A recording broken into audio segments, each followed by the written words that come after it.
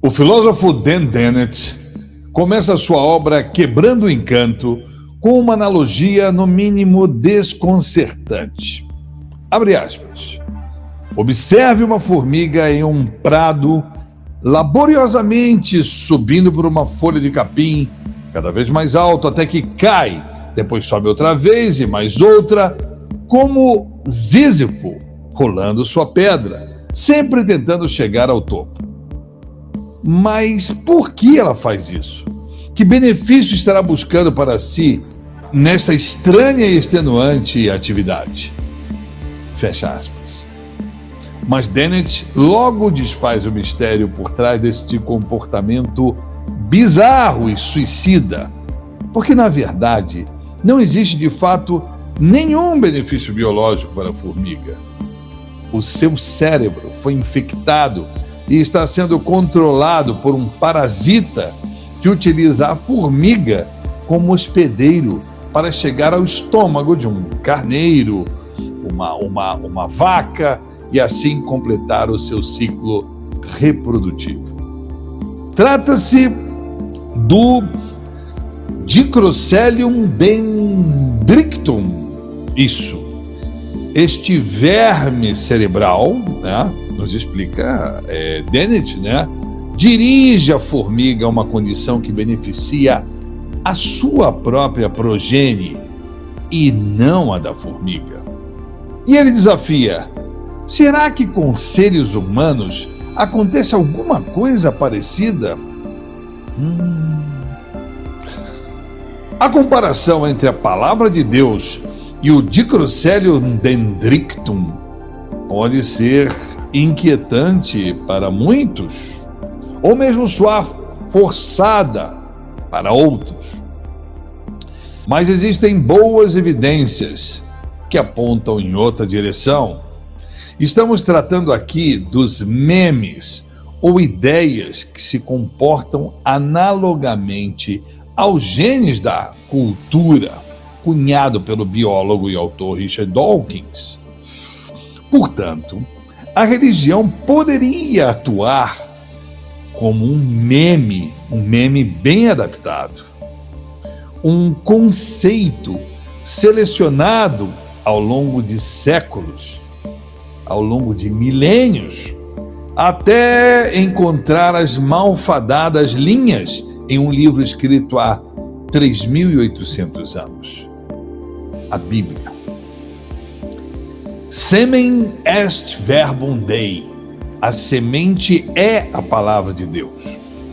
Sugestivo, não? Parece que tal palavra, tal meme, encontrou os cérebros humanos e tem sido propagada e disseminada por toda parte, enquanto promete a sedutora remissão da morte. Pois este meme diz que, abre aspas, aqueles que ouvirem a palavra se submeterão tacitamente a ela e viverão para sempre, fecha aspas. Tal palavra, o meme do verbo, no entanto, cobra um elevado preço, a completa submissão. Não é por acaso que a palavra Islã significa submissão, pois submissão cega e incondicional. Tal conceito, a semente, o sêmen, tem encontrado terreno árido para germinar em nossos dias, porque as liberdades individuais vieram para ficar. Já não será tão fácil vender a submissão como antes, já que desconfiamos não precisar mais de tais amuletos. E quando começamos a nos dar conta de que, de fato, eles não funcionam e nunca funcionaram muito bem, filho, minha religião. Considerando a analogia de um verme como uma mensagem, você poderia me interpelar dizendo que ideias, memes, palavras não agem como seres vivos, como seres animados. ou como um mamífero cerebrado, como nós, humanos. Ideias, portanto, não conseguem enxergar, pensar, falar, certo? Errado. O Dicrocelium dendrictum também não enxerga e sequer possui um cérebro.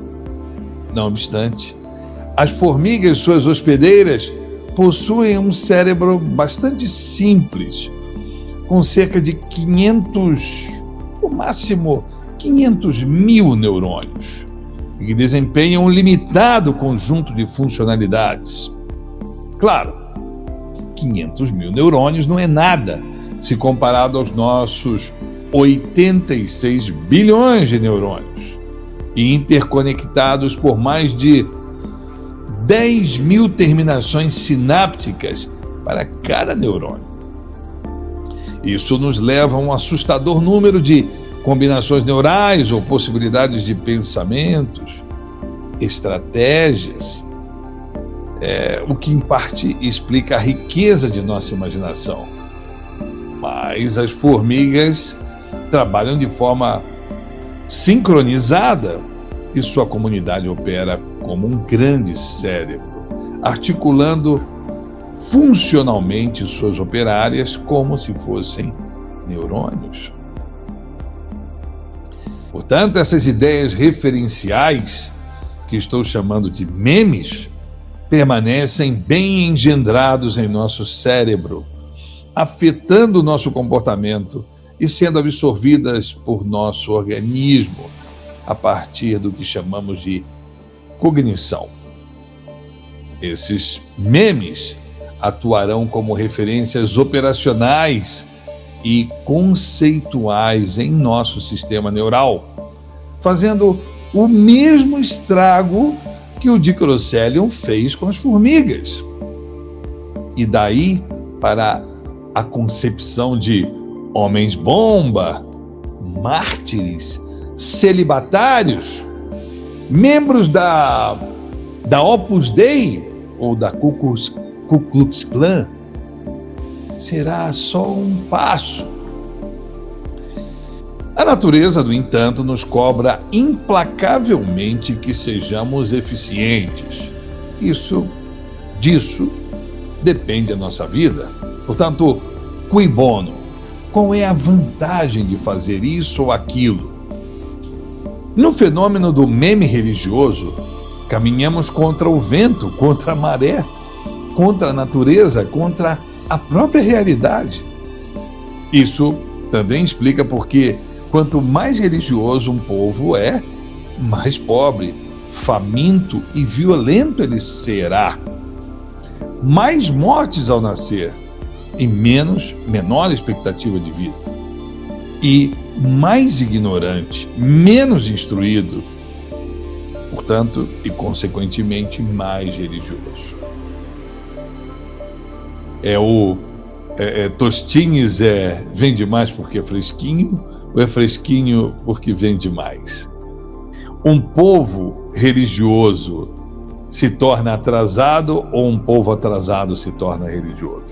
Mas a correlação, em duplo sentido, é inegável. Hoje, estamos bem preparados para submeter as teses religiosas ao escrutínio da pensabilidade, mas nem sempre foi assim. Houve um tempo em que a humanidade representou um terreno fértil para o vírus da crença. E quando não havia suficiente acervo de conhecimento para rechaçá-lo, para ativar uma espécie de sistema imunológico contra as crendices. Parafraseando o Jean Neruda, um poeta e livre pensador, na vanguarda do século XIX, eu acho que ele era holandês, quem nada sabe, em tudo crê. Existe uma diva da extrema-direita brasileira, aí eu esqueci o nome dela, mas ela chegou ao descalabro Pietra, ela chegou ao descalabro de elogiar a Idade Média. É chocante, é abominável. Só porque a religião dominou o mundo. E a Idade Média, quando a religião dominou o mundo, ela também se chamou Idade das Trevas. Pois nessa época, Pietra, não havia suficiente antídoto em conhecimento para o vírus das crendices que você abraça. Mas enfim, na obra A Interpretação da Cultura, o antropólogo Clifford Geertz define a religião como, abre aspas, número 1, sistema de símbolos que age para, número 2, estabelecer humores e motivações poderosas, penetrantes e duradouras nos seres humanos por meio da, número 3, formulação de conceitos de uma ordem geral da existência, número 4, em tal aura de veracidade que, número 5, esses humores e motivações parecem singularmente realistas. Portanto, sistema de símbolos, ok? Que induz humores e motivações poderosas e duradouras. 3, criando uma nova, arbitrando uma ordem geral da existência, uma existência que não é natural, né? E 4, estabelecendo uma aura de veracidade. 5, tudo isso parece real, embora não seja. E se acrescentarmos às motivações poderosas os adjetivos bizarro, grotesco e até suicida, e substituirmos homens por formigas, veremos claramente a palavra ou meme de Deus atuando por meio do Dicrocelium Dendrictum, ou Jesus para os cristãos. Na verdade, e se considerássemos como a parábola do Dicrocelium, a palavra seria o código genético, o Jesus seria o verme e o homem o hospedeiro, a formiga. Sem ofensas, é só uma parábola. É só uma parábola, calma galera. E Deus? Bom, ele permaneceria como Criador, onde nos caberia a questão: por que criou os vermes? E por que nos quer todos loucos e fazendo coisas absurdas? Em nome de Deus, em seu nome. É isso aí, eu estou fazendo um paralelo com a parábola do semeador, uma das passagens mais citadas da Bíblia. Mas acho que pouquíssimos de vocês se dedicaram à sua exegese. Podemos encontrá-la nos evangelhos canônicos de Mateus, Marcos, Lucas e até no evangelho apócrifo de Tomé, onde Jesus é apontado pelos textos como o semeador. Fiquemos com um trecho da versão de Lucas, onde, abre aspas, saiu o semeador para semear a sua semente. Quando semeava, uma parte da semente caiu à beira do caminho, foi pisada e as aves do céu a comeram. Outra parte caiu sobre a pedra e, tendo crescido, secou, porque não havia umidade. Outra caiu no meio dos espinhos. Com ela cresceram os espinhos e sufocaram-na. Outra caiu na boa terra e, tendo crescido, deu fruto a 100 por 1. Dizendo isto, clamou: quem tem ouvidos para ouvir, que ouça. Isso está em Lucas. Isso é capítulo 8, versículos de 4 a 8. Já no sermão da 60ª, um antigo texto do século XVII, dedicado à pregação do Evangelho, de autoria do famoso padre Antônio Vieira, importante teólogo português, né, da Companhia de Jesus, né, dos jesuítas, a poderosa metáfora da pregação, no caso de Antônio Vieira, né, ganha uma nova roupagem na forma de uma peça teatral. Porém, Vieira faz algo intrigante. Ele coloca a seguinte ressalva, olha só que interessante, abre aspas: se a palavra de Deus é tão eficaz e tão poderosa, como vemos tão pouco fruto da palavra de Deus? Caramba, hein? Pois é, eis a questão. Na hermenêutica da semeadura, a palavra não florescerá em submissão, a menos que encontre o hospedeiro certo, a terra fértil. E isso cria um mundo de problemas para os teólogos e um mar de contradições.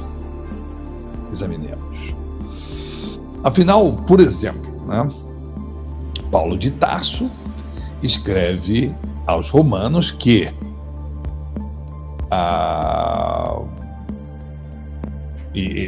é uma pergunta, né, retórica, abre aspas: porventura não é o oleiro, portanto o senhor do barro, para poder fazer da mesma massa um vaso para uso honroso e outro para uso vil? Isso está na Epístola aos Romanos, capítulo 9, versículo 21. Sendo assim, nesta parábola paulina, o oleiro, representado por Deus, não somente cria o vaso de barro, que representa o homem, mas também sela o seu destino.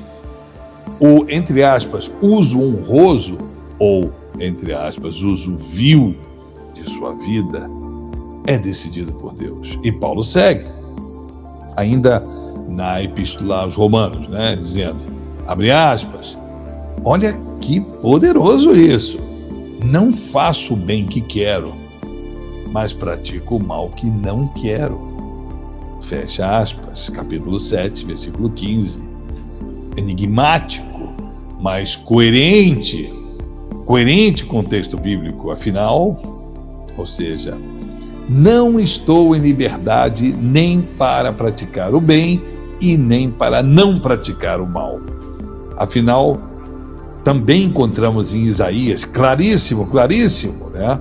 Sendo também um dos meus versículos preferidos contra a falácia do livre-arbítrio, ok?